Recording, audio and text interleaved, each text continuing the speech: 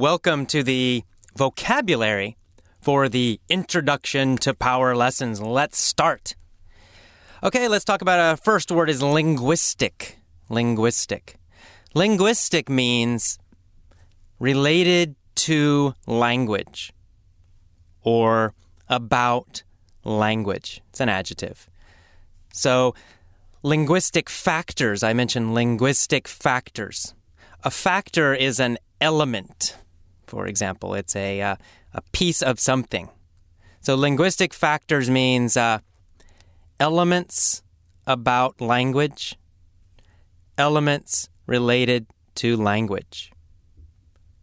Or even more simply, things. Things related to language. And then in this talk, I talk about non-linguistic factors. Of course, non means not. It's negative. So non-linguistic factors means things not about language. Things not related to language. So in the talk, I'm talking about, for example, two different things. One are emotional factors, right? Emotional elements, emotional things. And then the other is linguistic factors. So, for example, study method. That's a linguistic factor. It's connected to language learning very directly. It's a linguistic factor. It's a language-related thing. On the other hand, emotion is not directly related, is not directly connected to language learning. At least most people don't think so. So it's a non-linguistic factor. All right, great. So that's linguistic and factor. Let's talk about next subconscious. I mentioned the word subconscious. Sometimes you hear the word unconscious is another synonym for that. But subconscious means something that is under your normal thinking.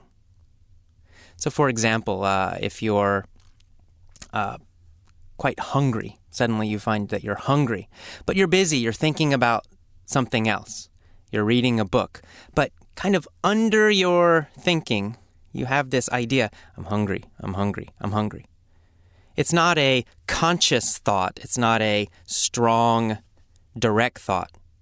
It's not at the top of your brain. Okay, sub means under or below. So it's kind of in the bottom, the back of your brain, this sort of quiet, small voice or this quiet, small thought. So that's subconscious. So I mentioned that you want to engage your subconscious. To engage means to use. To use or to, it's like turn on. So to turn on your subconscious. To use your subconscious, to engage your subconscious. It means you want to use those emotions that are in the back of your brain or the bottom of your brain.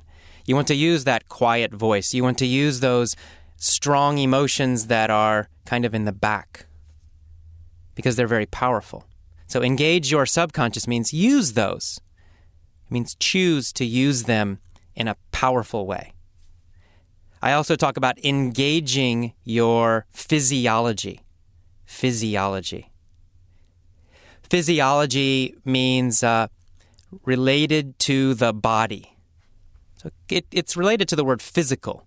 Right? Physical means body, something that is connected to your body or in your body. Okay, not your brain, not your mind. It's body. And physiology, again, is a similar idea. Physiology means what is happening in your body. It's the systems in your body. It's the parts of your body.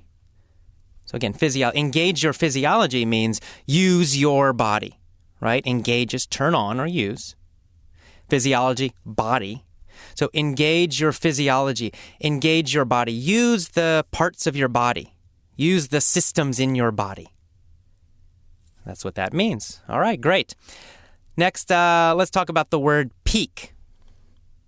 So peak I mentioned in the main story. Peak means top. Now, often we use this to describe, for example, a mountain. The very top of a mountain, we say it's the peak, the mountain peak, or the peak of the mountain. It's the very top part.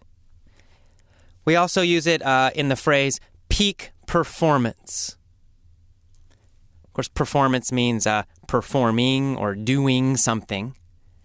Peak means top, so it means doing something in a top way, in the very best way. Sometimes we use this with sports. Say he is a peak performance athlete.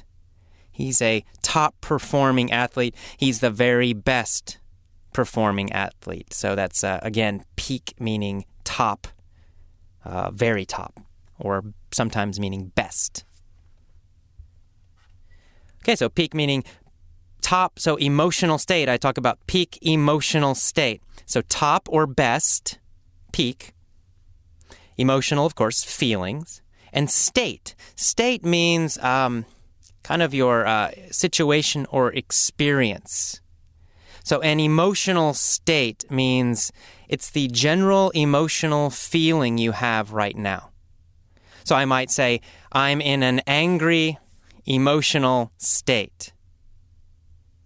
That means it's kind of a long-term idea. It means generally, for some time, I feel angry. Now, this is a very formal kind of academic or intellectual way to say I'm angry. Okay? So this is a little bit more formal kind of English. But again, an emotional state. It's a general emotional feeling, and it has a little bit of the idea of a long time. So a peak emotional state, a top or best emotional state, it means feeling very good for a while. Right? Say, I'm in a peak emotional state. I'm feeling very good for some time. Okay, now that is the vocabulary lesson for the Introduction to Power. Of course, if there are other words you did not understand, you can use the text, use the transcript, and a dictionary, and just find the word in your dictionary and write it on the text, and you can learn more vocabulary that way. It's very difficult for me to guess exactly which words you know and which words you don't know, because every student is different. So I will cover some of the main words, the words I think are quite important. But if there are other words you don't know, just use the text and a dictionary and write the meaning on the text. It's fine. Okay, I will see you next for the mini story. Thanks, and see you again soon.